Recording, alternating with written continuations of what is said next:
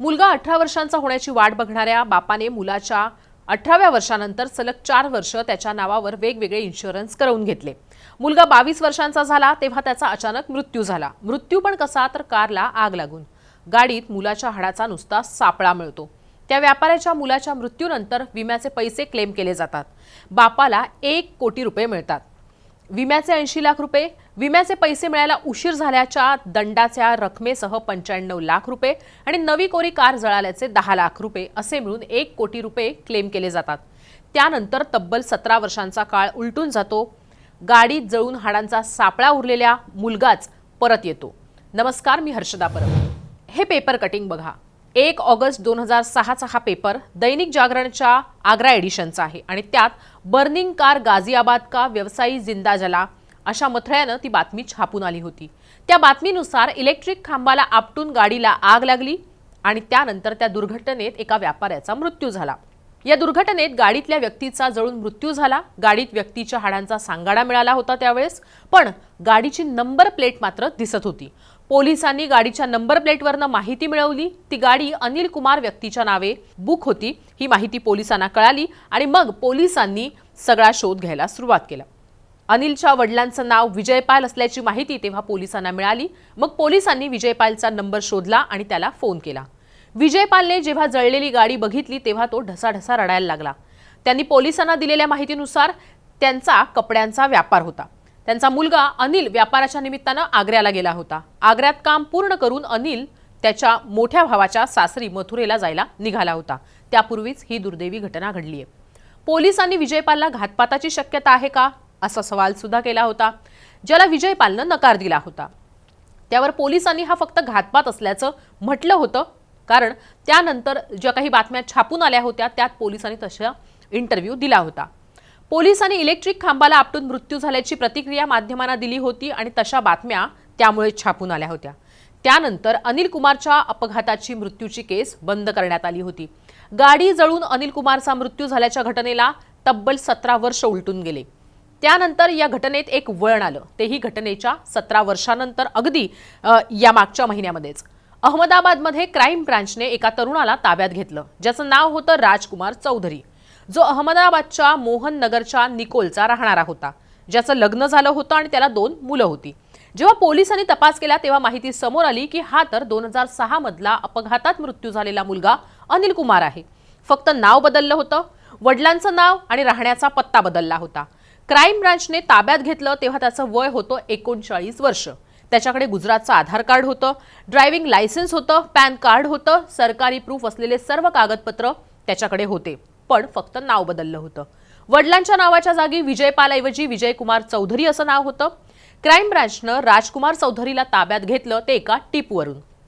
Crime ब्रांचला कोणीतरी tip दिली होती की एक व्यक्ती मरूनही जिवंत आहे। त्या व्यक्तीने करोडो रुपये विम्याचे हडपलेत। या त्याच्या गुन्ह्यात त्याला त्याच्या वडील आणि भावाने मदत केल्याचंही त्या टिप देणाऱ्या व्यक्तीने क्राईम ब्रांचच्या ऑफिसरला सांगितलं होतं।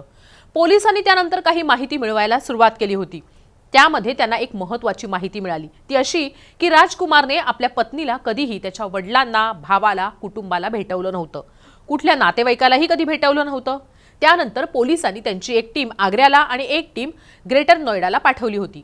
गावातल्या लोकांना राजकुमार चौधरीचा फोटो पोलिसांनी दाखवला तेव्हा माहिती समोर आली की राजकुमार मागच्या 17 वर्षांपासून खोट्या कागदपत्रांबरोबर तिथं राहतोय।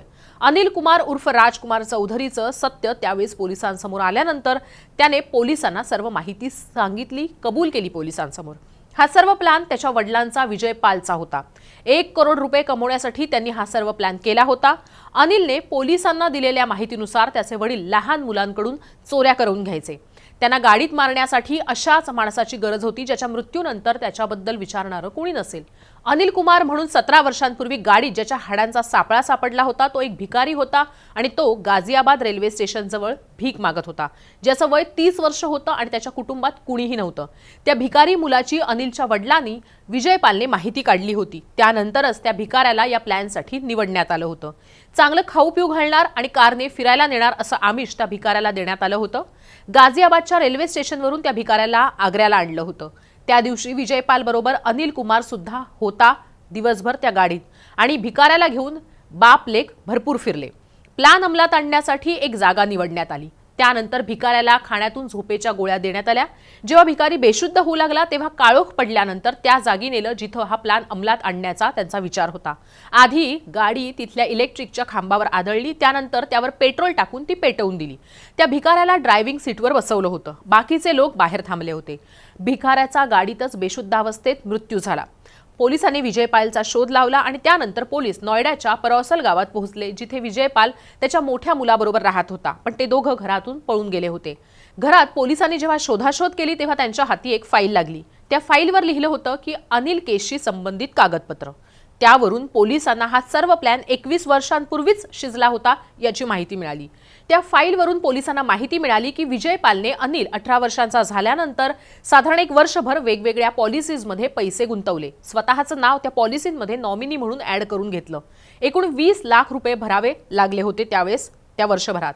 या पॉलिसीनुसार ॲक्सिडेंटल डेथ झाली तर 4 पट पैसे मिळणार होते। 20 लाखांच्या विम्याचे 80 लाख रुपये मिळणार होते। त्यामुळे विजयपालने त्यातून पैसे कमवण्याचा निर्णय घेतला आणि प्लॅन केला। हा प्लॅन अंमलात आणल्यानंतर आणि मुलगा विजयपालला सोडून गेल्यानंतर मुलाच्या ओढीने कधी विजयपाल मुलाला भेटला नाही, कधी फोन केला नाही, कधी साधा मेसेजही केला नाही। त्या दोघांना जर बोलायचं असेल तर बाप लेक पीसीओच्या फोनवरनं एकमेकांशी बोलायचे आणि भेटायचं असेल तर कुठल्या तरी रेल्वे स्टेशनवर भेटायचे। ते सुद्धा स्टेशन्स त्यांनी ठरवले होती। दिल्ली किंवा सुरत स्टेशनच्या आसपास ते एकमेकांना भेटायचे। विजयपालने वडिलोपार्जित जमिनीत गफला केल्याचं 2022 मध्ये उघड झालं। त्या तपासात 2006 मध्ये मुलाच्या अपघाती निधनाचा कट आणि त्यातून पैसे कमावण्याचा विजयपालचा डाव लोकांसमोर आला। अचानक विजयपालकडे एवढे पैसे आले कुठून? त्यामुळे प्रॉपर्टीचा वाद आणि अनिल कुमारच्या मृत्यूनंतर इन्शुरन्समधून आलेल्या पैशांची माहिती याची तक्रार नोएडा पोलिसांकडे आणि मुख्यमंत्री कार्यालयातही त्यावेळी करण्यात आली होती। नोएडामध्ये झालेल्या तक्रारीनंतर पोलिसांनी तपास सुरू केला, पण आरोपीची ओळख पटली नसल्याचा शेरा लिहित ती केस बंद केली। अहमदाबादच्या टीमने मात्र ही केस मनावर घेतली आणि विजयपालचा डाव लोकांसमोर आणला। त्यानंतर आता विजयपाल, त्याचा मुलगा अनिल कुमार हे आता सध्या तुरुंगात आहे। पोलीस त्यांच्याकडनं अधिक माहिती घेत आहेत। इन्शुरन्स कंपनीकडनं सुद्धा पोलिसांनी कागदपत्र मागवली आहेत आणि त्याबद्दलचा देखील तपास सध्या सुरू आहे। विजयपालवर हत्या केल्याचा आरोप आहे, एका इन्शुरन्स कंपनीला फसवल्याचा आरोप आहे, प्रॉपर्टीचा वादाचा आरोप तर आहेच आहे, पण अनिल कुमारवर हत्येच्या कटामध्ये वडिलांना मदत केल्याचा आरोप आहे। तसंच इन्शुरन्स कंपनीला फसवल्याचा देखील आरोप आहे। कुटुंबाला त्याने फसवलं होतं याबद्दलचाही गुन्हा त्याच्यावर दाखल होऊ शकतो। आपल्या अवतीभोवती घडणाऱ्या अशाच क्राईमच्या घटना मी क्राईम स्टोरी या सत्रातनं तुमच्यापर्यंत घेऊन येणार आहे। तुम्हाला कोणत्या क्राईम स्टोरीबद्दल जाणून घ्यायचे ते या व्हिडिओ खाली असलेल्या कमेंट बॉक्समध्ये कमेंट करून नक्की कळवा। हा व्हिडिओ पाहिल्याबद्दल धन्यवाद।